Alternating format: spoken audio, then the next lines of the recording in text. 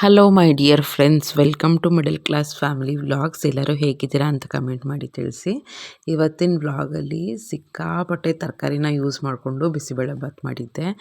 ಈಗ ನಾನು ಫಾಲೋ ಮಾಡ್ತಿರೋದು ಸ್ಟ್ರಿಕ್ಟಾಗಿ ಡೈಲಿ ಇದನ್ನು ಮಾಡ್ತಾಯಿದ್ದೀನಿ. ಅಂದರೆ ತುಂಬ ತರಕಾರಿ ಯೂಸ್ ಮಾಡಿಕೊಳ್ಳೇಬೇಕು ಯಾವುದೋ ಒಂದು ರೀತಿಲಿ. ನೀವು ರೊಟೀನ್ ರೆಸಿಪೀಸೇ ಮಾಡ್ತೀರಾ ಅಥವಾ ಹೊಸದಾಗಿ ರೆಸಿಪೀಸ್ನ ಟ್ರೈ ಮಾಡ್ತೀರಾ, ಅದು ನಾನು ಅಷ್ಟು ಕಾನ್ಸಂಟ್ರೇಟ್ ಮಾಡ್ತಿಲ್ಲ. ಬಟ್ ಒಟ್ಟಿನಲ್ಲಿ ತರಕಾರಿ ಸೇರಬೇಕು. ಸೊ ಈ ರೆಸಿಪೀಸ್ ಅನ್ನೋದು ಇಟ್ಸ್ ಎ ಫಾರ್ಮ್ ಅಷ್ಟೇ. ಅಂದರೆ ನಮ್ಮ ಬಾಡಿಗೆ ಒಂದು ಹೊಸ ರೀತಿಯಲ್ಲಿ ನಮ್ಮ ಬಾಡಿಗೆ ಸೇರ್ಕೊಳ್ಳೋವಂಥದ್ದು. ಸೊ ಯಾವುದನ ಮೂಲಕದಲ್ಲಿ ನಮ್ಗೆ ಯಾವ್ದು ಇಷ್ಟ ಆಗುತ್ತೆ, ನಮ್ಮ ಮನೇಲಿ ಹೆಂಗೆ ಓಡುತ್ತೆ ಆ ಥರ ರೆಸಿಪೀಸಲ್ಲಿ ತುಂಬ ತರಕಾರಿನ ಯೂಸ್ ಮಾಡಿಕೊಂಡು ರೆಸಿಪೀಸ್ ಮಾಡ್ಕೋಬೇಕು ಅಂತ ಅಂದ್ಕೊಂಡಿದ್ದೀನಿ. ನೀವು ನೋಡ್ತಾ ಇರ್ಬೋದು, ಏನೇ ರೆಸಿಪಿ ಮಾಡಿದ್ರು, ಏನೇ ಪಲಾವ್ ಮಾಡಿದ್ರು ನಾನು ರೈಸ್ಗಿಂತ ಜಾಸ್ತಿ ತರಕಾರಿನೇ ಯೂಸ್ ಮಾಡ್ತಾ ಇರ್ತೀನಿ. ಒಂದು ಫೈಬರ್ ಜಾಸ್ತಿ, ಸ್ವಲ್ಪ ಇಮ್ಯೂನ್ ಸಿಸ್ಟಮ್ ಸ್ಟ್ರಾಂಗ್ ಆಗುತ್ತೆ. ಎಲ್ಲ ರೀತಿಯಲ್ಲೂ ನಾವು ಎಷ್ಟು ತರಕಾರಿ ತಿಂದರೂ ಅಷ್ಟು ಚೆನ್ನಾಗಿ ನಮಗೆ ಒಳ್ಳೆಯದು, ಹೆಲ್ತ್ಗೆ ಒಳ್ಳೆಯದು. ಸೊ ನಾರ್ಮಲಾಗಿ ಬಿಸಿಬೇಳೆಭಾತ್ ಥರನೇ ಮಾಡಿದ್ದೀನಿ, ಬಟ್ ತರಕಾರಿ ಮಾತ್ರ ಹೇರಳವಾಗಿ ಹಾಕಿದ್ದೀನಿ. ಈಗ ಸ್ವಲ್ಪ ತೊಗರಿಬೇಳೆ ಇದ್ದರೆ ಮೈಸೂರು ಬೇಳೆನೂ ಹಾಕ್ಕೋಬೋದು, ಮತ್ತು ಹೆಸರು ಬೇಳೆನೂ ಹಾಕ್ಕೋಬೋದು. ಆಮೇಲೆ ಚೆನ್ನಾಗಿ ಅದನ್ನು ತೊಳೆದು ನೀರು, ಉಪ್ಪು, ನಾನು ಅರಿಶಿನ ಹಾಕಕ್ಕೆ ಹೋಗಲ್ಲ, ಯಾಕೆಂದರೆ ನನಗೆ ಸ್ವಲ್ಪ ತುಂಬ ರೆಡ್ಡಾಗಿ ಬಿಸಿಬೇಳೆಭಾತ್ ಇದ್ದರೆ ಚೆನ್ನಾಗಿರುತ್ತೆ. ಅರಿಶಿನ ಹಾಕಿದರೆ ಸ್ವಲ್ಪ ರೆಡ್ ಕಲರ್ ಕಡಿಮೆ ಆಗುತ್ತೆ. ಸೊ ಅದಕ್ಕೆ ಅರಿಶಿನ ಹಾಕಕ್ಕೆ ಹೋಗಲ್ಲ, ಬಟ್ ಹಾಕ್ಕೊಂಡೇ ಕೂಗಿಸ್ಕೋಬೋದು. ನಾನು ಹಾಕಿರಲಿಲ್ಲ ಅಷ್ಟೇ. ಇಷ್ಟನ್ನು ಹಾಕಿ ಕೂಗಕ್ಕೆ ಇಟ್ಟಿದ್ದೀನಿ. ಈಗ ನೆಕ್ಸ್ಟ್ ಒಂದು ಒಗ್ಗರಣೆ ರೆಡಿ ಮಾಡ್ಕೊಂಬಿಡ್ತೀನಿ. ಆಮೇಲೆ ವಿಸಿಲ್ ಕೂಗಿದ ತಕ್ಷಣವೇ ಇದನ್ನು ಮಿಕ್ಸ್ ಮಾಡ್ಕೋಬೋದು ಅಂತ. ಸ್ವಲ್ಪ ಎಣ್ಣೆ, ಸ್ವಲ್ಪ ತುಪ್ಪ, ಮತ್ತು ಸಾಸಿವೆ, ಸ್ವಲ್ಪ ಬೇಕಿದ್ದರೆ ಜೀರಿಗೆ ಹಾಕಿರಲಿಲ್ಲ. ಆಮೇಲೆ ಈರುಳ್ಳಿ ಹಾಕಬೇಕಿತ್ತು. ಇದು ಬೆಳಗ್ಗೆ ಹೊತ್ತು ಮಾಡಿದ್ದು, ಅಷ್ಟು ಗಡಿಬಿಡಿಯಲ್ಲಿ ಈರುಳ್ಳಿ ಹಾಕೋದನ್ನೇ ಮರ್ತುಬಿಟ್ಟಿದ್ದೆ. ಎಲ್ಲ ರೆಡಿ ಮಾಡಿ ಇಟ್ಕೊಂಡಿದ್ದೆ ಫ್ರೆಂಡ್ಸ್, ಆಮೇಲೆ ಹಾಕೋದೇ ಮರ್ತೋಯ್ತು. ಅದು ನೀವು ಹಿಂಗೆ ಮಾಡ್ತೀರಾ ಅಂತ ಲಾಸ್ಟಲ್ಲಿ ಹಸಿ ಈರುಳ್ಳಿ ಹಾಕಿದೆ, ಬಟ್ ಟೇಸ್ಟ್ ಚೆನ್ನಾಗಿತ್ತು, ಏನೂ ಮ್ಯಾಟ್ರಾಗಲ್ಲ. ಮತ್ತು ಕುಕ್ಕರಲ್ಲಿ ಹಾಕಿ ಬೇಯಿಸ್ಕೊತೀವಲ್ವ, ಅಷ್ಟೊಂದೇನು ಮ್ಯಾಟ್ರಾಗಲ್ಲ. ಸುಮಾರು ಜನ ಕೇಳಿದ್ದು ವರ್ಕಿಂಗ್ ವಿಮೆನ್ದು ಟೈಮ್ ಪ್ಲ್ಯಾನಿಂಗ್ ಹೇಗೆ, ಟೈಮ್ ಟೇಬಲ್ ಹಿಂಗೆ ಮ್ಯಾನೇಜ್ ಮಾಡ್ಕೋಬೇಕು ಅಂತ. ಸೊ ಲಾಸ್ಟ್ ವಿಡಿಯೋ ನಾನು ಹೌಸ್ ವೈಫ್ದು ಟೈಮ್ ಸ್ಲಾಟ್ನ ಹಾಕಿದ್ದೆ, 24 ಅವರ್ಸ್ನ ಯಾವ ರೀತಿ ಡಿವೈಡ್ ಮಾಡ್ಕೋಬೇಕು ಅಂತ. ಇವತ್ತಿನ ವ್ಲಾಗಲ್ಲಿ 24 ಅವರ್ಸ್ನ ವರ್ಕಿಂಗ್ ವಿಮೆನ್ ಯಾವ ರೀತಿ ಡಿವೈಡ್ ಮಾಡ್ಕೋಬೇಕು ಅಂತ ಹೇಳ್ತಾ ಹೋಗ್ತೀನಿ. ಇದು ಬಂದು 15+3+3+3 ರೂಲ್ಸ್ ಅಂತ, ಓಕೆನಾ. ಇಲ್ಲಿ ಒಗ್ಗರಣೆ ಹಾಕೋದು ತೋರಿಸ್ತಾ ಇದ್ದೀನಿ. ಎಣ್ಣೆ, ಸಾಸಿವೆ, ಮತ್ತು ಸ್ವಲ್ಪ ಒಣಮೆಣ್ಸಿನ್ಕಾಯಿ, ಕರಿಬೇವಿನ ಸೊಪ್ಪು ಇದಿಷ್ಟನ್ನು ಹಾಕಿ ಮಿಕ್ಸಿ ಮಾಡ್ಕೊಂಡಿದ್ದೆ. ಮಿಕ್ಸಿಗೆ ಏನೇನು ಹಾಕಿದ್ದೆ ಅಂದರೆ ಸ್ವಲ್ಪ ಕಾಯಿ, ಸ್ವಲ್ಪ ಹುಣಸೆಹಣ್ಣನ್ನು ಹಾಕಿ, ಇಷ್ಟೇ ನೆನೆಸಿರೋಂಥ ಹುಣಸೆಹಣ್ಣು ಮತ್ತು ಕಾಯಿ ಇಷ್ಟನ್ನೇ ಹಾಕ್ಬಿಟ್ಟು ಮಿಕ್ಸಿ ಮಾಡ್ಕೊಂಡಿದ್ದೆ ಸ್ವಲ್ಪ ಬ್ಲೆಂಡರಲ್ಲಿ. ಅದನ್ನು ಹಾಕಿ ಆಮೇಲೆ ಬಿಸಿಬೇಳೆಭಾತ್ ಪೌಡ್ರು, ಖಾರದ ಪುಡಿ ಮತ್ತು ಬೆಲ್ಲ ಇಷ್ಟನ್ನು ಹಾಕಿ ಚೆನ್ನಾಗಿ ಮಿಕ್ಸ್ ಮಾಡ್ಕೊಳ್ತಾ ಇದ್ದೀನಿ. ಇದು ಎಲ್ಲ ಹಸಿದಾಕಿರ್ತೀವಲ್ವ, ಸ್ವಲ್ಪ ಬೇಯಿಸ್ಕೋಬೇಕು. ಕುಕ್ಕರ್ ವಿಸಿಲ್ ಬಂದಿದ ತಕ್ಷಣ ಇದನ್ನು ಮಿಕ್ಸ್ ಮಾಡಿ ಉಪ್ಪು ಖಾರ ಎಲ್ಲ ಚೆಕ್ ಮಾಡಿ, ಸ್ವಲ್ಪ ಬೆಲ್ಲ ಹಾಕೋದ್ರಿಂದ ಟೇಸ್ಟ್ ತುಂಬ ಚೆನ್ನಾಗಿ ಬರುತ್ತೆ. ಟ್ರೈ ಮಾಡಿ. ನೀವು ಬೇಕಾದ್ರೆ ನಮಗೆ ಇನ್ನೂ ಲೈಟ್ ಆಗಬೇಕು ಅಂದರೆ ಮಿಕ್ಸಿ ಮಾಡೋ ಅವಶ್ಯಕತೆ ಇಲ್ಲ. ಹುಣಸೆ ಹುಳಿ ನೀರನ್ನು ಹಾಗೆ ಡೈರೆಕ್ಟಾಗಿ ಹಾಕ್ಬೋದು, ಕಾಯಿನ ತುರಿದು ಕೂಡ ಹಾಕ್ಬೋದು. ಈ ಥರ ಮಾಡಿಕೊಂಡ್ರೆ ಕನ್ಸಿಸ್ಟೆನ್ಸಿ ಚೆನ್ನಾಗಿ ಬರುತ್ತೆ. ಮುಂದೆ ನೋಡಿ ತುಂಬ ಚೆನ್ನಾಗಾಗಿತ್ತು. ಆಮೇಲೆ ಬೇಳೆನೂ ಕಡಿಮೆ ಹಾಕಿದ್ದೆ, ನಾನು ಜಾಸ್ತಿ ಹಾಕಿರಲಿಲ್ಲ. ಯಾಕೆಂದರೆ ಬೇಳೆನೂ ಅಂತೀವಿ ಪ್ರೋಟೀನ್ ಅಂತ, ಎಷ್ಟು ಬೇಕೋ ಅಷ್ಟು ಪ್ರೋಟೀನ್ ಇರಬೇಕು. ಕ್ಯಾಲರೀಸೂ ಜಾಸ್ತಿ ಅದು ತೊಗರಿಬೇಳೆ ಎಲ್ಲ. ಸೊ ಎಷ್ಟು ಬೇಕೋ ಅಷ್ಟನ್ನು ಹಾಕಿದ್ದೆ, ತರಕಾರಿ ಜಾಸ್ತಿ ಹಾಕಿದ್ದೆ. ಈಗ ಏನು 15+3+3+3 ಅಂದರೆ 15 ನಾನು ಸೆಲ್ಫ್ ಕೇರ್ ಅಂತಲೇ ಇಟ್ಕೊಂಡಿದ್ದೀನಿ. ಆ ಸೆಲ್ಫ್ ಕೇರಲ್ಲಿ ನಾನು 8 ಅವರ್ಸ್ ನಮ್ಮದು ಜಾಬೇ ಆಗುತ್ತೆ, ಆಯಿತಾ. ಕೆಲವು ಸತಿ ಟ್ರಾವೆಲಿಂಗು ಅದು ಇದು ಅಂದರೆ ಸ್ವಲ್ಪ ಟೈಮಿಂಗ್ಸ್ನ ಆಲ್ಟ್ರೇಷನ್ ಮಾಡ್ಕೊಳ್ಳಿ, ಸ್ವಲ್ಪ ಕ್ಲೀನಿಂಗಲ್ಲಿ ಕಡಿಮೆ ಮಾಡ್ಕೊಳ್ಳಿ. ನಾನೀಗ ಒಂದು ಸ್ಟ್ಯಾಂಡರ್ಡ್ ಟೈಮಿಂಗ್ ಕೊಡ್ತಾಯಿದ್ದೀನಿ, ಸುಮಾರು ಒಂದು 10 ನಿಮಿಷದಲ್ಲಿ ಟ್ರಾವೆಲ್ ಮಾಡ್ಬೋದು ಅಂತ. ಟ್ರಾವೆಲಿಂಗ್ ಜಾಸ್ತಿ ಇದ್ದರೆ ನಾನು ಹೇಳ್ತೀನಿ ನಾನು ಹೆಂಗೆ ಮ್ಯಾನೇಜ್ ಮಾಡ್ಕೋತೀನಿ ಅಂತ. ಯಾಕೆಂದರೆ ನಂದು ಟ್ರಾವೆಲಿಂಗೇ ಜಾಸ್ತಿ, 2 ಅವರ್ಸ್ ಟ್ರಾವೆಲಿಂಗಲ್ಲೇ ಹೊರಟೋಗುತ್ತೆ. ಸೊ ಆ ಥರ ಇದ್ದಾಗ 2 ಅವರ್ಸ್ 3 ಅವರ್ಸೇ ಹೊರಟೋಗುತ್ತೆ. ಆ ಥರ ಇದ್ದಾಗ ನಾನು ಹೆಂಗೆ ಮ್ಯಾನೇಜ್ ಮಾಡ್ಕೋತೀನಿ ಅಂತ ನಿಮ್ಮ ಜೊತೆ ಹೇಳ್ತಾ ಹೋಗ್ತೀನಿ. ಈಗ 15 ಅವರ್ಸು ಬಂದು ಸೆಲ್ಫ್ ಕೇರ್ ಅಂದರೆ ನಾನು ಏನಕ್ಕೆ ಇಟ್ಟಿದ್ದೀನಿ ಅಂದರೆ, ಜಾಬೂ ನನಗೊಂಥರ ಸೆಲ್ಫ್ ಕೇರೆ. ಸೆಲ್ಫ್ ಕೇರ್ ಹೆಂಗೆ ಅಂದರೆ, ನಾವು ಜಾಬ್ಗೆ ಹೋದರೆ ಒಂದು ಮಾನಿಟರಿ ಬೆನಿಫಿಟ್ಸ್ ಇರುತ್ತೆ ನಮಗೆ, ಫೈನಾನ್ಷಿಯಲಿ ನಾವು ಇಂಡಿಪೆಂಡೆಂಟ್ ಆಗ್ತೀವಿ, ದುಡ್ಡು ಸಿಗುತ್ತೆ, ಹೌದು ಅದೊಂದಿರುತ್ತೆ. ಬಟ್ ಇನ್ನೊಂದೇನು ಅಂದರೆ ನಮಗೆ ರಿಲ್ಯಾಕ್ಸೇಷನು ಆಗ್ತಿರುತ್ತೆ. ನಿಮ್ಗೊಂದು ಸಿಚುವೇಶನ್ ಹೇಳ್ತೀನಿ. ಯಾವುದಾನ ಒಂದು ಚಿಕ್ಕದೇನಾದರೂ ಅಂದರೂ ಕೂಡ ಮನೇಲಿದ್ದರೆ ಅದ್ರ ಬಗ್ಗೆನೇ ತುಂಬ ಯೋಚನೆ ಮಾಡ್ತಾ ಇರ್ತೀವಿ. ಬಟ್ ನಾವು ಹೊರಗಡೆ ಹೋಗಿ 4 ಜನ ಜೊತೆ ಬೆರೆಯೋದು, ಮಾತಾಡೋದು, ಈ ಥರ ಎಲ್ಲ ಮಾಡಿದಾಗ ಸ್ವಲ್ಪ ನಮಗೂ ಡೈವರ್ಷನ್ ಅಂತ ಆಗುತ್ತೆ. ಸೊ ನಮ್ಮ ಮೆಂಟಲ್ ಹೆಲ್ತ್ ಚೆನ್ನಾಗಿರುತ್ತೆ, ಫಿಸಿಕಲಿ ಆ್ಯಕ್ಟಿವ್ ಇರ್ತೀವಿ. ಸೊ ನಾನು ಅದಕ್ಕೇ ಜಾಬ್ನ ನಾನು ಸೆಲ್ಫ್ ಕೇರ್ ಅಂಡರಲ್ಲೇ ಹಾಕಿದ್ದೀನಿ. ಅದಕ್ಕೆ 15 8 ಅವರ್ಸು ಜಾಬು ಅಂತ ಎತ್ತಿಟ್ಬಿಡಿ. ಆಮೇಲೆ ನನ್ನ ಪ್ರಕಾರ ಸ್ವಲ್ಪ ರಿಲ್ಯಾಕ್ಸಿಂಗ್ ಹತ್ರನೇ ಇದೆ ಅಂದರೆ ನೀವು ಬೇಕಾದ್ರೆ 7 ಅವರ್ಸ್ ನಿದ್ದೆ ಮಾಡ್ಬೋದು. ನಾನಿಲ್ಲಿ 6 ಅವರ್ಸ್ ಹಾಕ್ಕೊಂಡಿದ್ದೀನಿ. ನಾನು ಯೂಶ್ವಲಿ 6 ಅವರ್ಸೇ ನಿದ್ದೆ ಮಾಡೋದು.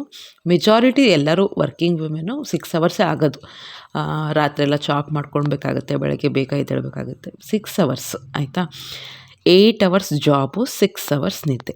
ಆಮೇಲೆ 1 ಅವರ್ ಮಾತ್ರ ಸೆಲ್ಫ್ ಕೇರ್. ನಿಮ್ಮ ಸೆಲ್ಫ್ ಕೇರ್ ಏನು ಅಂದರೆ ನೀವು ಮೊಬೈಲ್ ನೋಡ್ತೀರಾ ನೋಡಿ, ನಿಮ್ಮ ಎಕ್ಸಸೈಸ್ ಮಾಡಬೇಕಾ, ವಾಕಿಂಗ್ ಮಾಡಬೇಕಾ, ಯಾವ ರೀತಿ ಪ್ರೊಡಕ್ಟಿವ್ ಆಗಿ ನೀವು ಆ 1 ಅವರ್ ಯೂಸ್ ಮಾಡ್ಕೋತೀರಾ ಅಂತ. ಸೊ ಈಗ ನಾನು 15 ಅವರ್ಸಲ್ಲಿ 6 + 8 + 1 6 ಅವರ್ಸ್ ಬಂದು ಸ್ಲೀಪಿಂಗು, 8 ಅವರ್ಸ್ ಬಂದು ವರ್ಕಿಂಗು, ನಿಮ್ಮ ವರ್ಕ್ ಮಾಡೋವಂಥ ಜಾಗದ್ದು, 1 ಅವರ್ ಬಂದು ಸೆಲ್ಫ್ ಕೇರ್ ಆಯಿತಾ. ಈ ಥರ ಪ್ಲ್ಯಾನ್ ಮಾಡ್ಕೋಬೇಕು. ನೆಕ್ಸ್ಟ್ ಇನ್ನು 3 + 3 + 3 ಏನು ಅಂದರೆ ಕ್ಲೀನಿಂಗು, ಫ್ಯಾಮಿಲಿ ಮತ್ತು ಕುಕ್ಕಿಂಗು. ನಾವು ನಮ್ಮ ಜಾಬ್ ಪ್ರಕಾರ ಇಲ್ಲಿ ಸ್ವಲ್ಪ ಹೆಚ್ಚು ಕಡಿಮೆ ಮಾಡ್ತಾ ಇರಬೇಕು. ಕ್ಲೀನಿಂಗಲ್ಲಿ ಹೆಂಗೆ ಅಂದರೆ ನಾವು ವರ್ಕಿಂಗ್ ವುಮೆನ್ನು ಸ್ವಲ್ಪ ಸ್ಮಾರ್ಟಾಗೇ ಇರಬೇಕು. ಒಂದು ತಿಳ್ಕೊಳ್ಳಿ, ನಾವು ರೋಬೋಗಳಲ್ಲ. ಬೇರೆ ಹೌಸ್ ವೈಫ್ಸು ಮಾಡೋಂಗೆ, ನಮ್ಮ ತಾಯಂದ್ರು ಮಾಡ್ತಾ ಇರೋಂಗೆ ನಮಗೆ ದೇವರಾಣೆ ಮಾಡೋಕ್ಕಾಗಲ್ಲ, ನಿಜವಾಗ್ಲೂ ಮಾಡೋಕ್ಕಾಗಲ್ಲ. ಮಾಡಬೇಕು ಅಂದರೆ ವೀಕೆಂಡ್ಸು. ಆಮೇಲೆ ನಾವು ಸ್ವಲ್ಪ ಸ್ಮಾರ್ಟಾಗಿ ಥಿಂಕ್ ಮಾಡ್ಕೋಬೇಕು. ನಮಗೆ ನಮ್ಮ ವರ್ಕ್ ಜಾಗದಲ್ಲಿ ಸ್ವಲ್ಪ ಕಡಿಮೆ ಕೆಲಸ ಇದೆ ಅಂದರೆ ಆ ಸ್ವಲ್ಪ ಎನರ್ಜಿನ ಮೇಂಟೈನ್ ಮಾಡ್ಕೊಂಬಂದು ಮನೆಯಲ್ಲಿ ಅದನ್ನು ಯೂಸ್ ಮಾಡ್ಕೋಬೇಕು ಆಯಿತಾ. ಅಲ್ಲೂ ಸ್ಟ್ರೈನ್ ಮಾಡಿಕೊಂಡು ಇಲ್ಲೂ ಸ್ಟ್ರೈನ್ ಮಾಡಿಕೊಂಡು ಫ್ರಸ್ಟ್ರೇಷನ್ ಜಾಸ್ತಿ ಮಾಡಿಕೊಂಡು ಒಂಥರ ಬೇಜಾರಲ್ಲಿ ಕೆಲಸ ಮಾಡ್ಕೊಳ್ಳೋ ಬದಲು ನಮ್ಗೆ ಹೆಂಗಾಗುತ್ತೆ, ನಮ್ಮ ಬಾಡಿ ಕಂಡೀಷನು, ನಮ್ಮ ಮೆಂಟಲ್ ಕಂಡೀಷನು, ನಾವು ಬೆನಿಫಿಟ್ಟು ಆಗುತ್ತೆ ಕೆಲಸಕ್ಕೆ ಹೋಗೋದ್ರಿಂದ, ನೆಗೆಟಿವು ಆಗ್ತಾ ಇರುತ್ತೆ. ಏಕೆಂದರೆ ಎಷ್ಟೊಂದು ಜನನ ಫೇಸ್ ಮಾಡ್ತಾ ಇರ್ತೀವಿ. ಅಪ್ಸ್ ಆ್ಯಂಡ್ ಡೌನ್ಸ್ ಆಗ್ತಿರುತ್ತೆ. ಕೆಲವು ಸತಿ ಮೂಡ್ ಔಟ್ ಆಗಿಬಿಡುತ್ತೆ, ಕೆಲವು ಸತಿ ಏನೋ ತಪ್ಪಿಲ್ದಂಗೆ ಏನೋ ಒಂದು ಡೇನ ಹಾಳಾಗೋಗುತ್ತೆ. ಈ ಥರದ್ದೆಲ್ಲ ತುಂಬ ಆಗ್ತಿರುತ್ತೆ. ಸೊ ಹೌಸ್ ವೈಫ್ದು ಬೆನಿಫಿಟ್ ಇದೆ, ವರ್ಕಿಂಗ್ ವುಮೆನ್ದು ಬೆನಿಫಿಟ್ ಇದೆ. ಹೌಸ್ ವೈಫ್ದು ಲಾಸ್ ಇದೆ, ವರ್ಕಿಂಗ್ ವುಮೆನ್ದು ಲಾಸ್ ಇದೆ ಆಯಿತಾ. ಎಷ್ಟೋ ಒಂದು ಪೀಸ್ ಆಫ್ ಮೈಂಡ್ ಇರುತ್ತೆ ಹೌಸ್ ವೈಫಲ್ಲಿದ್ದರೆ, ಏನೋ ಒಂದು ಹೆಂಗೋ ಡೈವರ್ಟ್ ಮಾಡ್ಕೋಬೋದು. ಬಟ್ ವರ್ಕಿಂಗಲ್ಲಿ ಹಂಗೆ ಆಗಲ್ಲ.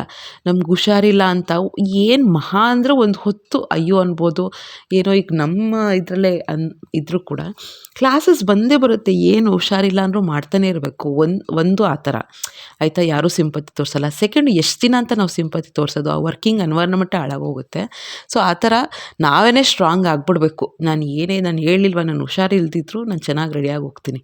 ಯಾರ್ದು ಸಿಂಪತಿಯಲ್ಲಿ ವರ್ಕಿಂಗ್ ಪ್ಲೇಸಲ್ಲಂತೂ ನಾವು ಎಷ್ಟು ಸ್ಟ್ರಾಂಗ್ ಆಗಿರ್ತೀವಿ. ಅವ್ರು ಏನಕ್ಕೆ ಸಿಂಪತಿ ತೋರಿಸ್ಬೇಕು ಹೇಳಿ ಆಯಿತಾ. ನಾನು ಹೇಳೋದೇನು ಅಂದರೆ ಮನೆಯಲ್ಲೇ ನಾವು ಎಕ್ಸ್ಪೆಕ್ಟ್ ಮಾಡಬಾರ್ದು ಯಾರೋ ಕೇರ್ ಮಾಡಲಿ, ಹಸ್ಬೆಂಡ್ ಕೇರ್ ಮಾಡಲಿ, ಮಕ್ಕಳು ಕೇರ್ ಮಾಡಲಿ, ಅತ್ತೆ ಮಾವ ಕೇರ್ ಮಾಡಲಿ, ಇದನ್ನು ಮನೆಯಲ್ಲೇ ಎಕ್ಸ್ಪೆಕ್ಟ್ ಮಾಡಬಾರ್ದು. ಇನ್ನು ಅವ್ರು ಹೊರಗಡೆ ಅವ್ರು ನಮಗೆ ಸಂಬಳ ಕೊಡ್ತಿರೋದೇ ನಾವು ಕೆಲಸ ಮಾಡಲಿ ಅಂತ ಅವರಿಂದ ಎಕ್ಸ್ಪೆಕ್ಟ್ ಮಾಡೋಕ್ಕೆ ಹೋಗಬಾರ್ದು. ಇಲ್ಲಿ ಬೆಳಗ್ಗೆ ಹೊತ್ತು ಟೆನ್ಷನಲ್ಲಿ ನೋಡಿ ಅಲ್ಲಿ ಚಪಾತಿ ಲಟ್ಟಿಸ್ತಾ ಕೂತ್ಕೊಂಡಿದ್ದೆ. ಇದು ಬಂದು ಸ್ವಲ್ಪ ಫ್ಲೇಮ್ ಜಾಸ್ತಿ, ಅದು ಜಾಸ್ತಿ ಉರಿಯಲ್ಲಿ ಇದಾಗೋಗ್ತಿತ್ತು. ಆ ಥರ ಈ ಕಡೆ ಚಪಾತಿನೂ ಸುಡ್ತಾಯಿದ್ದೆ, ಈ ಕಡೆ ಬಿಸಿಬೇಳೆ ಬಾತು ಮಾಡ್ತಾಯಿದ್ದೆ. ಆಮೇಲೆ ಹೆಸರು ಕಾಳ್ದು ಒಂದು ಗೊಜ್ಜು ಮಾಡಿದ್ದೆ, ಅದನ್ನು ಕೂಡ ತರಕಾರಿ ಚೆನ್ನಾಗಿ ಹಾಕಿದ್ದೆ. ಮೊಳಕೆ ಹೆಸರು ಕಾಳು ಮತ್ತು ಬೀನ್ಸು, ಆಲೂಗಡ್ಡೆ ಮತ್ತು ನೋಲ್ಕೋಲು ಇಷ್ಟನ್ನು ಹಾಕಿ ಸ್ವಲ್ಪ ತರಕಾರಿದು ಸಾಗು ಎಲ್ಲ ಮಾಡಿದ್ದೆ. ಇದು ಶೂಟಿಂಗ್ ಅಂತ ಮಾಡ್ಕೊಂಬಿಟ್ರೆ ತುಂಬಾ ಲೇಟ್ ಆಗಿಬಿಡುತ್ತೆ. ಅದಕ್ಕೆ ಅದನ್ನು ಶೂಟ್ ಮಾಡೋಕ್ಕೋಗಿಲ್ಲ. ಬೇಸಿಕ್ ಎಷ್ಟು ಬೇಕೋ ಅಷ್ಟನ್ನು ಶೂಟ್ ಮಾಡ್ಕೊಂಡು ಹೋಗಿದ್ದೀನಿ. ಆಮೇಲೆ ಈ ವರ್ಕಿಂಗ್ ವುಮೆನಲ್ಲಿ ಒಂದು ನೆನ್ಪಿಟ್ಕೊಳ್ಳಿ, ಇದನ್ನೆಲ್ಲ ನಾವು ಎಂಜಾಯ್ ಮಾಡಲೇಬೇಕು. ನಾವು ಇದನ್ನೆಲ್ಲ ಯಾವಾಗ ಬರ್ಡನ್ ಮಾಡ್ಕೋತೀವಿ, ಯಾವಾಗ ಸುಸ್ತಿಂದ ಮಾಡ್ತೀವಿ, ಲಾಂಗ್ ಟರ್ಮಲ್ಲಿ ಆಗಲ್ಲ. ಲಾಂಗ್ ಟರ್ಮಲ್ಲಿ ಏನು ಅನಿಸುತ್ತೆ ಗೊತ್ತಾ, ನಾವು ದುಡಿಯೋಣ ಅಂತ ಆ ಥರ ಇರುತ್ತೆ. ಕೈ ತುಂಬ ದುಡ್ಡು ಬರುತ್ತೆ, ಫೈನಾನ್ಷಿಯಲಿ ಸ್ಟ್ರಾಂಗ್ ಆಗ್ತೀವಿ, ಮೆಂಟಲಿ ಸ್ಟ್ರಾಂಗ್ ಆಗ್ತೀವಿ, ನಾವು ಕಾನ್ಫಿಡೆನ್ಸಿಂದ ಇರ್ತೀವಿ, ಇದೆಲ್ಲ ಕರೆಕ್ಟು. ಬಟ್ ಅದು ಹೋಗ್ತಾ ಹೆಂಗಾಗುತ್ತೆ ಅಂದರೆ ಫ್ಯಾಮಿಲಿ ಬಾಂಡಿಂಗ್ಸ್ ಕಳ್ಕೊಂಬಿಡ್ತೀವಿ, ರೇಗಕ್ಕೆ ಸ್ಟಾರ್ಟ್ ಮಾಡ್ತೀವಿ. ಇಷ್ಟೆಲ್ಲ ನಾವು ಏನೇ ಇರಲಿ, 1 ಲಕ್ಷ 2 ಲಕ್ಷ ದುಡಿತಾ ಇದ್ರೂ, ನೀವುಗಳು ದುಡಿತಾ ಇದ್ರೂ, ಯಾರೇ ದುಡಿತಾ ಇದ್ರೂ, ಎಷ್ಟೇ ದುಡಿತಾ ಇದ್ರೂ ಮನೇಲಿ ನೆಮ್ಮದಿ ಇರಬೇಕು, ಮನೆಯಲ್ಲಿ ಬಾಂಡಿಂಗ್ ಚೆನ್ನಾಗಿರಬೇಕು. ಫೈನಲಿ ಅದೇನೆ, ಹಸ್ಬೆಂಡನ್ನು ದುಡಿಲಿ, ವೈಫನ್ನು ದುಡಿಲಿ, ಯಾರನ್ನ ಇರಲಿ, ಫೈನಲಿ ಅದು ಫ್ಯಾಮಿಲಿಗೋಸ್ಕರನೇ. ನಮ್ಮ ರೂಟ್ ಫ್ಯಾಮಿಲಿನೇ. ಅಲ್ಲಿ ನಾವು ಮನೇಲಿ ನೆಮ್ಮದಿಯಾಗಿರಬೇಕು. ಯಾವುದೋ ಎಲ್ಲೋ ಫ್ರಸ್ಟ್ರೇಷನ್ನ ತೊಗೊಬಂದು ಮನೆಯಲ್ಲಿ ತೋರಿಸೋದು. ಆದಷ್ಟು ನಾನು ಹೇಳ್ತೀನಲ್ಲ, ಆಫೀಸ್ ಕೆಲಸ, ಸ್ಕೂಲಿನ ಕೆಲಸ, ಏನೇ ವರ್ಕಿನ ಕೆಲಸ ಅಲ್ಲೇ ಮುಗಿಸ್ಬಿಡಿ ಆದಷ್ಟು. ಬಟ್ ಇದ್ದೇ ಇರುತ್ತೆ, ಇಲ್ಲ ಅಂತ ಹೇಳೋಕ್ಕಾಗಲ್ಲ. ನಾನು ಮನೇಲಿ ಬಂದು ಕೆಲವು ಕ್ವಶನ್ ಪೇಪರ್ಸು ಅದು ಇದು ಮಾಡ್ತಾಯಿರ್ತೀನಿ, ಇಲ್ಲ ಅಂತಲ್ಲ. ಬಟ್ ರೇರ್ ಇದ್ದರೆ ಪರವಾಗಿಲ್ಲ. ಡೈಲಿ ನಾವು ವರ್ಕ್ ಪ್ಲೇಸ್ದೆಲ್ಲ ಇಲ್ಲಿ ತಗೊಂಬಂದು ಇಲ್ಲಿ ಮಾಡೋದು, ಮತ್ತು ಫ್ಯಾಮಿಲಿದು ಬಾಂಡಿಂಗ್ ಡಿಸ್ಟರ್ಬ್ ಮಾಡೋದು, ಫ್ಯಾಮಿಲಿ ಟೈಮಿಂಗ್ಸ್ನ ಡಿಸ್ಟರ್ಬ್ ಮಾಡೋದು, ಅದನ್ನೆಲ್ಲ ಮಾಡೋಕ್ಕೆ ಹೋಗ್ಬೇಡಿ. ಆಗ ಸ್ವಲ್ಪ ಡಿಸ್ಟರ್ಬೆನ್ಸ್ ಆಗುತ್ತೆ ಫ್ಯಾಮಿಲಿಲಿ. ಅಯ್ಯೋ ಅದು ನಾವು ದುಡಿದ್ರೆ ಒಂದು ಏನೋ ಹೆಲ್ಪ್ ಆಗಬೇಕು, ಕಷ್ಟ ಆಗಕ್ಕೆ ಹೋಗಬಾರ್ದು, ಬರ್ಡನ್ ಆಗಕ್ಕೆ ಹೋಗಬಾರ್ದು ಆ ಥರ. ನೆಕ್ಸ್ಟ್ ನಾನು ಹೇಳಿದ್ನಲ್ಲ 15 ಅವರ್ಸ್ ಹಂಗೆ ಸೆಲ್ಫ್ ಕೇರು. ಆಮೇಲೆ 3 ಅವರ್ಸ್ ಬಂದು ಕ್ಲೀನಿಂಗು. ನನ್ನ ಪ್ರಕಾರ ಈ 3 ಅವರ್ಸು ನಾರ್ಮಲ್ ಈಗ ಎಷ್ಟೊಂದು ಜನಕ್ಕೇನು ಅಂದರೆ ಲೇಡೀಸ್ ಅಂದರೆ ಒಂದು ನಾವು ಫೈನಾನ್ಷಿಯಲಿ ಇಂಡಿಪೆಂಡೆಂಟ್ ಆಗ್ತೀವಿ, ಇನ್ನೊಂದು ನಾವು ಸೇಫ್ಟಿನೂ ನೋಡ್ಕೋತೀವಿ. ಸುಮಾರು ಜನ ಮನೆ ಹತ್ರನೇ ಜಾಬ್ ಇರಲಿ ಅಂತ ನೋಡ್ಕೊಂಡಿರ್ತಾರೆ. ಅವರು ಆರಾಮಾಗಿ 3 ಅವರ್ಸ್ ಕೊಡ್ಬೋದು. 3 ಅವರ್ಸಲ್ಲಿ ಹೇಳಿದ್ನಲ್ಲ, ನೀವು ಪಾತ್ರೆ ತೊಳೆಯೋದು, ಬಟ್ಟೆ ಒಗೆಯೋದು, ಮನೇನ ಕ್ಲೀನ್ ಮಾಡೋದು, ಬಟ್ಟೆಗಳನ್ನ ಮಡ್ಚೋದು, ಕಸ ಗುಡಿಸೋದು, ನೆಲ ಒರೆಸೋದು, ಏನೇ ಇದ್ದರೂ ಕ್ಲೀನಿಂಗ್ನ ಮಾಡ್ಕೋಬೋದು. ಬಟ್ ನಿಮ್ಮದು ಡಿಸ್ಟೆನ್ಸ್ ದೂರ ಇದೆ ಅಂದರೆ ಇದನ್ನು ಸ್ವಲ್ಪ 1.5 ಅವರ್ಗೆ ಮಾಡ್ಕೊಳ್ಳಿ. ನಿಮ್ಗೆ ಟ್ರಾವೆಲಿಂಗ್ ಟೈಮೇ ಆಗೋಗುತ್ತೆ. ಅಲ್ಲಿ ಟ್ರಾವೆಲಿಂಗ್ ಮಾಡ್ಕೊಂಡು ನಂದಂತೂ ಆಲ್ಮೋಸ್ಟ್ 2 ಅವರ್ಸು 3 ಅವರ್ಸ್ ಆಗುತ್ತೆ ಟ್ರಾವೆಲಿಂಗ್ ಟೈಮು, ಕೆಲವು ಸತಿ 3.5 ಅವರ್ಸು ಆಗುತ್ತೆ. ಸೊ ಈ ಥರ ಇದ್ದಾಗ ಬಸ್ ಅವೈಲಬಿಲಿಟಿ ನಮ್ಮದೆಲ್ಲ ಪಬ್ಲಿಕ್ ಟ್ರಾನ್ಸ್ಪೋರ್ಟು ಆ ಥರ ಎಲ್ಲ ಇದ್ದಾಗ ನಾವು ಇಲ್ಲಿ ಹೆಚ್ಚು ಕಡಿಮೆ ಮಾಡ್ಕೋತಾ ಇರಬೇಕು. ನಾನು ಹೀಗೆ ಮಾಡ್ತೀನಿ ಅಂದರೆ ಹೆಲ್ತೂ ಹಾಗೆ ಕೈ ಕೊಡುತ್ತೆ. ಅದನ್ನೆಲ್ಲ ತಲೆಯಲ್ಲಿ ಇಟ್ಕೊಳ್ಳದೆ ಮಾತ್ರ ಮೇಂಟೈನ್ ಮಾಡ್ತೀನಿ ನಾನು. ಆಗ ನಾನು ಸ್ವಲ್ಪ ಮೊಬೈಲ್ ನೋಡೋದು ಅದೆಲ್ಲ ಕಡಿಮೆ ಮಾಡ್ತೀನಿ. ತುಂಬ ಸ್ಟ್ರೆಸ್ ಆಗಿದೆ ಅಂದರೆ ನಾನು ನೋಡ್ತೀನಿ, ಇಲ್ಲ ಅಂತಲ್ಲ. ಎಲ್ಲ ನಿಮ್ಮ ಇಂಡಿವಿಜುವಲ್ ಮೇಲೆ ಡಿಪೆಂಡು. ಹೀಗೆ ಮಾಡಬೇಕು ಹಾಗೆ ಮಾಡಬೇಕು ಅಂತ ಏನಿಲ್ಲ ಫ್ರೆಂಡ್ಸ್. ನಮ್ಮ ಹೆಲ್ತ್ ಅದು.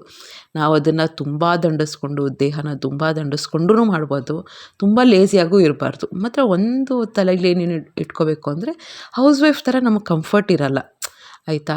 ರಿಲ್ಯಾಕ್ಸ್ ಮಾಡ್ಕೋಬೋದು, ನಮ್ಗೆ ಇಷ್ಟ ಬಂದಂಗೆ ಕೆಲಸ ಮಾಡ್ಕೋಬೋದು. ಆ ಥರ ಒಂದಿನ ಮಾಡಿದ್ರೂ ಕೂಡ ನೆಕ್ಸ್ಟ್ ಡೇ ನಮಗೆ ಮಾರಿ ಹಬ್ಬ ಕಾದಿರುತ್ತೆ ಮನೇಲಿ. ನಿಜ ಹೇಳ್ತೀನಲ್ಲ, ಒಂದು ದಿನ ಒಂದು ಹೊತ್ತು ನನಗೇನಾದ್ರು ತುಂಬ ಸುಸ್ತಾಗಿ ನಾನು ನೈಟು ಪಾತ್ರೆ ತೊಳೆದೆ ಕಿಚನ್ನ ಹಾಗೇ ಬಿಟ್ಟು ಮಲಗಿದ್ದೀನಿ ಅಂದರೆ ನೆಕ್ಸ್ಟ್ ಡೇ ಸಿಕ್ಕಾಪಟ್ಟೆ ಸ್ಟ್ರೈನ್ ಆಗೋಗುತ್ತೆ. ಯಾಕನ ನೈಟು ಹಂಗೆ ಮಾಡಿದ್ನು ಅಂತ ಅನಿಸ್ಬಿಡುತ್ತೆ. ಸೊ ಆ ಥರ ಪ್ರಾವಿಷನ್ಸ್ ನಮಗಿರಲ್ಲ ಆಯಿತಾ. ನಮಗೇನೋ ಬೆನಿಫಿಟ್ ಇದೆ ಅಲ್ವಾ, ಅಂದರೆ ಫೈನಾನ್ಷಿಯಲಿ ನಮಗೇನೋ ಅದು ಫೀಲಿಂಗೇ ಒಂಥರ. ದುಡಿತಾ ಇರ್ತೀವಲ್ವ, ಏನೋ ನಮ್ಮ ಖರ್ಚನ್ನ ನಾವು ನೋಡ್ಕೋತಾ ಇರ್ತೀವಲ್ವ, ಈ ಥರ ಕಂಫರ್ಟ್ನ ಸ್ವಲ್ಪ ನಾವು ತ್ಯಾಗ ಮಾಡಬೇಕಾಗುತ್ತೆ. ಸ್ವಲ್ಪ ನಿದ್ದೆ ತ್ಯಾಗ ಮಾಡ್ಕೋಬೇಕು, ಸ್ವಲ್ಪ ಕಂಫರ್ಟ್ ತ್ಯಾಗ ಮಾಡ್ಕೋಬೇಕು. ಸೊ ಸ್ವಲ್ಪ ಮಟ್ಟಿಗೆ ಏನಾದ್ರು ಸಕ್ಸಸ್ ಬೇಕು ಅಂದರೆ ತ್ಯಾಗ ಮಾಡ್ಕೋಬೇಕಾಗತ್ತೆ ಆಯಿತಾ. ಹೌಸ್ ವೈಫ್ಗೆ ಏನು ಖುಷಿ ಅಂದರೆ ಅವರು ಕರೆಕ್ಟಾಗಿ ಎಲ್ಲ ಅವ್ರಿಗೆ ಒಂದು ಟೈಮ್ ಆಫ್ ಕಂಫರ್ಟ್ ಟೈಮಲ್ಲಿ ಮಾಡ್ತಾ ಇರ್ತಾರೆ. ಆಮೇಲೆ ಅವ್ರಿಗೆ ಪೀಸ್ ಆಫ್ ಮೈಂಡ್ ಆ ಥರ ಬೆನಿಫಿಟ್ ಅವ್ರಿಗೆ. ಅವರು 100% ಫ್ಯಾಮಿಲಿಗೆ ಕೊಡ್ತಾ ಇರ್ತಾರೆ. ಅವರು ಒಂಥರ ಖುಷಿಯಾಗಿರ್ತಾರೆ, ಎಲ್ಲರನ್ನೂ ಕರೆಕ್ಟಾಗಿ ನೋಡ್ಕೋತಾ ಇರ್ತಾರೆ. ನಮಗೆ ಸ್ವಲ್ಪ ಕೆಲವು ಸತಿ ಗಿಲ್ಟ್ ಕಾಡ್ತಾ ಇರುತ್ತೆ. ಎಷ್ಟೊಂದು ಜನಕ್ಕೆ ವರ್ಕಿಂಗ್ ವುಮೆನ್ ಗಿಲ್ಟ್ ಕಾಡೋದೇನು ಅಂದರೆ ಮಕ್ಳಿಗೆ ಓದ್ಸೋಕ್ಕಾಗಲ್ಲ ಅಂತ. ಸೊ ನಾನು ಅದನ್ನು ಹೇಳ್ತಾ ಇದ್ದೀನಿ.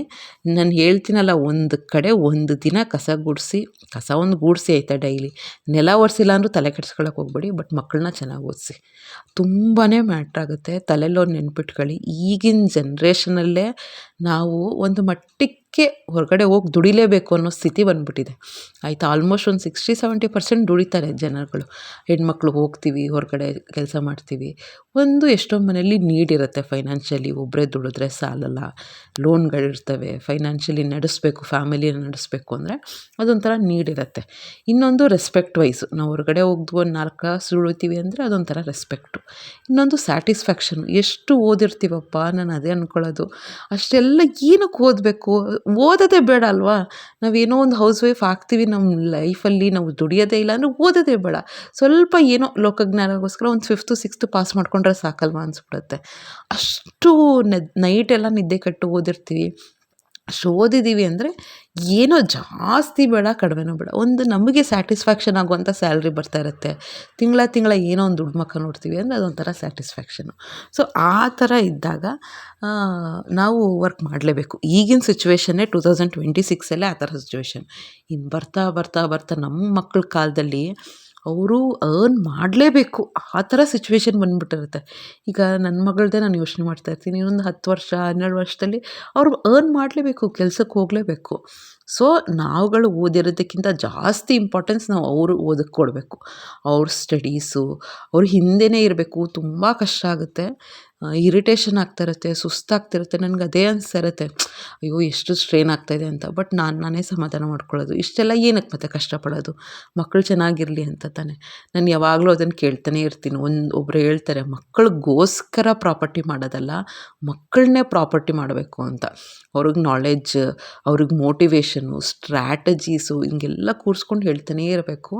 ನಾನು ಆ್ಯಸ್ ಎ ವರ್ಕಿಂಗ್ ಮದರು ಮಕ್ಕಳ ಎಜುಕೇಷನ್ನ ಯಾವ ರೀತಿ ಬ್ಯಾಲೆನ್ಸ್ ಮಾಡ್ತೀನಿ ಅಂತ ನಾನು ಹೇಳ್ತೀನಿ. ಅದರಲ್ಲಿ ನಮ್ಮ ಹಸ್ಬೆಂಡ್ ರೋಲೂ ನಿಜವಾಗ್ಲೂ ಇದೆ.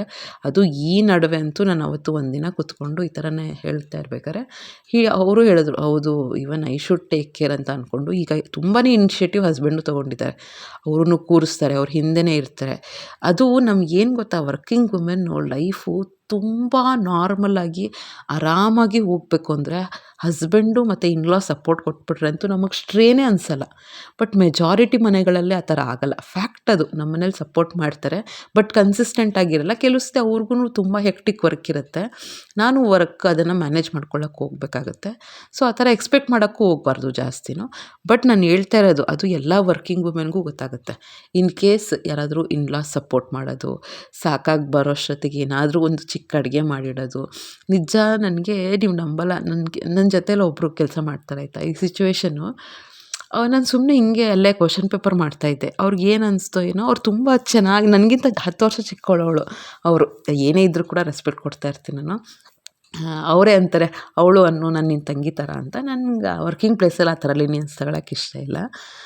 ಅವರು ಬಂದು ಅವ್ರ ಮನೆಯಿಂದ ಮಾಡ್ಕೊಂಬಂದಿರೋ ಚಪಾತಿನ ಒಂದು ಗೊಜ್ಜು ತಿನ್ನಿಸಿದ್ರು. ತಗೊಳ್ಳಿ ಅಂತ ಸುಮ್ಮನೆ ತಿನ್ನೋ ಟೈಮಲ್ಲಿ ಅವ್ರು ತಿಂತಾಯಿದ್ರು. ನಾನು ಹಿಂಗೆ ಕ್ವೆಶ್ಚನ್ ಪೇಪರ್ ಮಾಡ್ತಾಯಿದ್ದೆ ಕಾಲೇಜಲ್ಲಿ.